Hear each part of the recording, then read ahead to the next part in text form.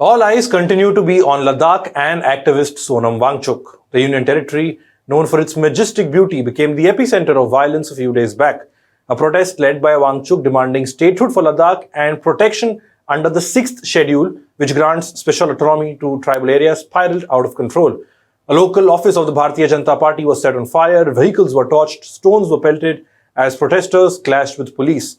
At least 4 people were killed and more than 50 were injured. Since that day, that is 24th September, there is an uneasy calm in Ladakh. Mobile internet has been suspended, broadband speeds have been slowed down, and a curfew was clamped. Now that curfew is being lifted briefly as we speak, which is leading to crowd at grocery stores, as locals are rushing to stock up their essentials. As for Sonam Wangchuk, it's been 24 hours since his detention. He was picked up by the police under the stringent National Security Act, or NSA. The government has blamed Sonam Wangchuk for the violence, saying it's his illegit provocative speeches that triggered the clashes. Suddenly, from being this innovator, Wangchuk is now being labeled as an anti-national. Many, including the people of Ladakh, activists and politicians from outside the Union Territory as well, have slammed the detention of Sonam Wangchuk.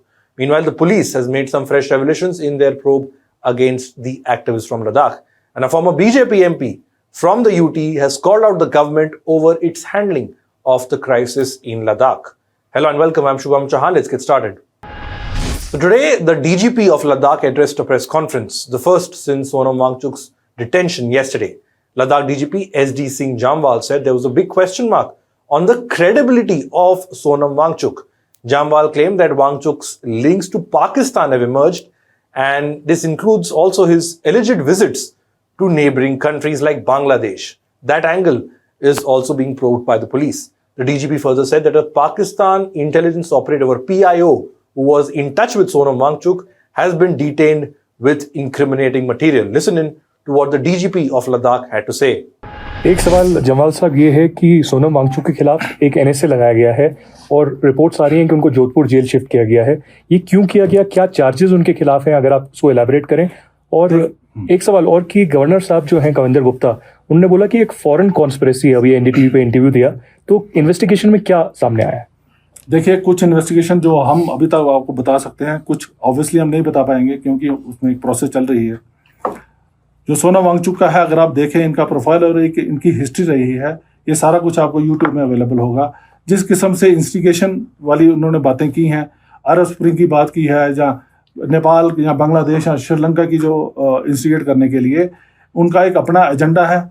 जहाँ तक आपकी foreign funding की बात कर रहे हैं, उसके ऊपर ऑलरेडी प्रोसेस चल रही है. FCRA की वायलेशन का कितना वहाँ पे है. हमने पिछले दिनों जब चलो इस प्लेटफॉर्म में बता देता हूँ, हमने एक पाकिस्तान PIO भी पकड़ा था जो इनके साथ उनकी रिपोर्टिंग करके अक्रॉस भेज रहा था. उसके भी एक हमारे पास रिकॉर्ड है. हमारे पास इनकी जो विजिट्स हैं, जैसे पाकिस्तान में डॉन की इवेंट इन्होंने वहाँ पे जाके किया, उसके बाद बांग्लादेश में, तो ये सारा एक बहुत बड़ा क्वेश्चन मार्क है इनके ऊपर. और इसके बीच में डिफरेंट एजेंसीज जो हैं जिनका ये काम है वो ऑलरेडी उसमें इन्वेस्टिगेशन कर रही हैं और उसमें एक्शन लेंगी. मैं इससे ज़्यादा इस पर और नहीं कह सकता. The top cop also went on to say that Wangchuk and other activists attempted to derail the ongoing talks between Ladakh groups and the center. These talks centered around the demands of the protesters, which is a demand for statehood and an inclusion in the 6th schedule. Now, the 6th schedule basically is a provision that gives special autonomy to tribal areas. It allows the creation of autonomous district and regional councils. These councils have the required power to manage local affairs like land, forests, water, culture, etc. Currently, northeastern states, including Assam, Meghalaya, Tripura and Mizoram, fall under the 6th schedule. Now, people of Ladakh want to be included in this 6th schedule as well, so that their unique tribal identity, their jobs, their environment, their land, everything is preserved. Given that Ladakh does not have a legislature or assembly of its own since it became a union territory back in 2019. So that was the 6th schedule, the second demand of the protesters. Today, Ladakh's DGP also spoke about what happened on the 24th of September, the clashes, the day of the clashes. According to him, 7,000 people pelted stones at buildings, police and paramilitary forces. He said 80 personnel, including 17 CRPF and 15 Ladakh police personnel were injured, and 3 women personnel narrowly escaped when rioters tried to set fire to the building that these women personnel were in. The DGP confirmed that 44 people, including 5 to 6 ringleaders, what the police is saying, ringleaders, have been arrested so far, and that further investigation in this case is on. Meanwhile, supporters of Wangchuk have expressed their solidarity with the activist. A candlelight vigil was taken out in Delhi's Jantar Mantar in support of Sonam Wangchuk. They say he's being unfairly targeted by the Modi government. Currently, reports say that Wangchuk is lodged in the Jodhpur jail in Rajasthan, and one really doesn't know what happens next with him. What we know so far, though, is that he was detained by the Ladakh police yesterday. He was expected to hold a press conference on the current situation, but a few minutes before that, he was detained and swiftly taken out of Ladakh. Ladakh's Lieutenant Governor Kavinder Gupta said that Wangchuk's detention was important to restore normalcy in Leh and to stop him from acting in a way that would be prejudicial to maintenance of public order in the Union Territory. Now, the wife of Sonam Wangchuk has said that she is yet to receive a formal copy of Wangchuk's detention order. Gitanjali Angmo, the wife of Sonam Wangchuk, told Vijayta Singh of The Hindu that hundreds of cops came to his village of Uletokpo, which is around 60 kilometers from Leh. The cops came and then detained Sonam Wangchuk under the NSA. She said that the police told her that a copy of the detention order would be given to the family in due course. Later, the cops called her to inform that Sonam Wangchuk was being taken to Jodhpur in Rajasthan. The activist's wife said that her husband had nothing to do with the violence. She said, Sonam is certainly not a threat to public order. He has been protesting in the most peaceful and Gandhian way possible. It was a peaceful protest by the Ladakhi youth. It was the security personnel who used tear gas first. And as a reaction to that, the youth started pelting stones and the whole thing escalated. Sonam had nothing to do with it. Forget inciting it. He was not even aware of this. He immediately condemned the violence and stopped his fast because he did not want the youth to be harmed in any way. Now, Sonam Wangchuk's wife has said that once she receives the official copy, the formal copy of her husband's detention, she'll take the legal strategy forward from there on.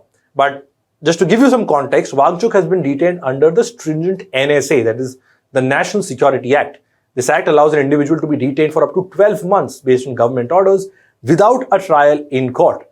Now, detention under this NSA Act is like a preventive measure, meaning authorities can detain a person on the grounds that they believe he or she is a threat to India's national security. A detention would then prevent that person concerned, him or her, from disrupting public order. Wangchuk is among the several high-profile individuals who were or have been detained under the NSA.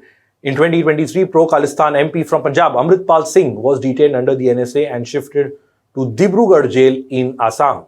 In 2017, Bhim Army Chief Chandrasekhar Azad Ravan was also booked under the NSA by the Uttar Pradesh government. He was released in 2018 after his case reached the Supreme Court of India.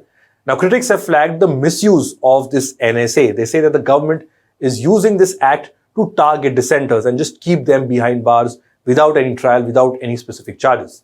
The opposition says Wangchuk, who's an individual with a lot of achievements and inventions under his belt, is also being framed only because he raised his voice against the Modi government. And lastly, let's look at what a former BJP MP from Ladakh has had to say on the recent events. That MP is Jamyant Sering Namgyal, the former MP, in fact, of Ladakh. He was the sole MP from the Union Territory in the last Lok Sabha, and he's part of the Bharatiya Janata Party. He has now returned to the LG of Ladakh, demanding a judicial probe into the violence. He said that the crisis could have been handled with greater patience and that firing on protesters who are unarmed has shaken public trust. The former Ladakh MP has also said that innocent people have been killed as a result and that sacrifices of young men must not go in vain. Many in Ladakh too shared the same sentiment, that why did the police open fire? Why did it fire indiscriminately at unarmed protesters? Could this have been avoided at all? They also add that Wangchuk is innocent in all of this, and on the part of the police, they say that the firing was in act of self-defense. The government says that it was Sonam Wangchuk, the individual who was responsible for this entire violence that gripped the Union Territory of Ladakh. That's all we have for this report. Thanks for watching.